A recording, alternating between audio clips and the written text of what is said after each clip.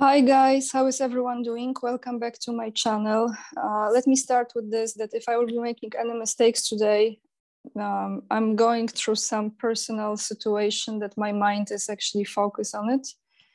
But I still want to record the videos and keep on going. And I have gathered 3 topics from Business Insider PL, which is the Polish version of Business Insider. You can find it on the website.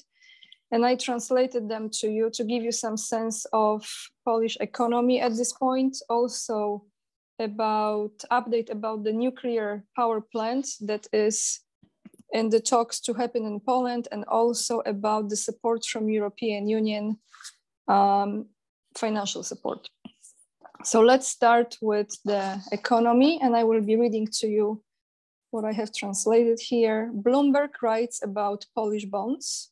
They are losing value the fastest in the world.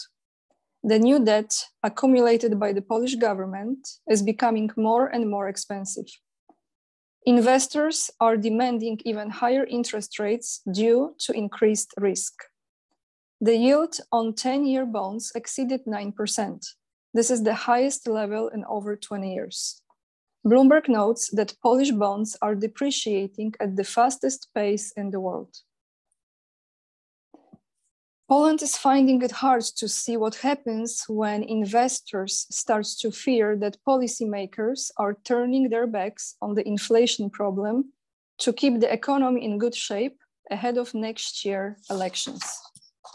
Investors, in return for money lent to the Polish government, demand an increasing risk premium. Bloomberg notes that investors' retreat from Polish bonds accelerated after the surprising decision of the NBP, which is National Bank of Poland, to keep interest rates unchanged despite rising inflation. So this is the current state of situation that says Polish bonds, governmental bonds, are depreciating at the fastest pace in the world. Next one is from the one that you cannot make it up, her name, Anna Moscow, yeah, who is the climate and environmental minister, the Minister of Climate and Environment. You remember the one who says that we have to keep the temperature in the room at 17 degrees Celsius at the highest. And this topic is about the nuclear power plant. Minister Anna Moskva is addressing this construction of nuclear power plant. Quote, "We are still discussing it with the American side. A decision should be made by the end of this year on the choice of technology supplier for a nuclear power plant," she announced this Friday, which is today. We have a few topics, few lines to clarify with the American side, and we prefer to do it personally, she added. And so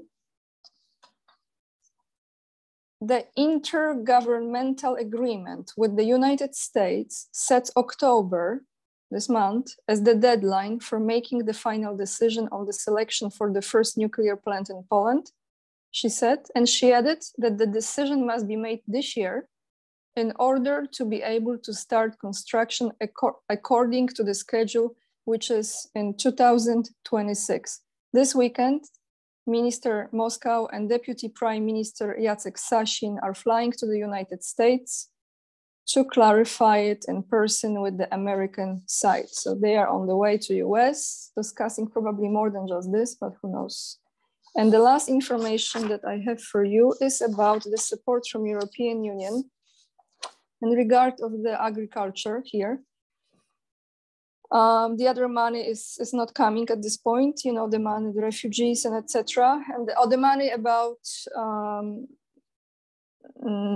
that package that was selected for Poland as far as the expenses we had during the flu situation. That's another story. This is different financial support. And the title says, Brussels will turn off another money tap it would be an agricultural Armageddon. Armageddon.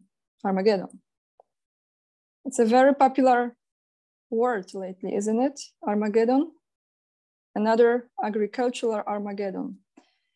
The news about the possible blocking of funds from the Cohesion Fund means the loss of billions of zloty for the Polish countryside. Farmers are afraid that as tensions on the Warsaw-Brussels line are growing, huge amounts of money for subsidies and modernization of the sector will soon be at risk. Possible suspensions of this money would mean a disaster for Polish production. Over 22 billion euros was planned for the domestic sector in the years of 2023 to 2027. So now we have another hit, another punch towards Polish farmers and Polish agriculture.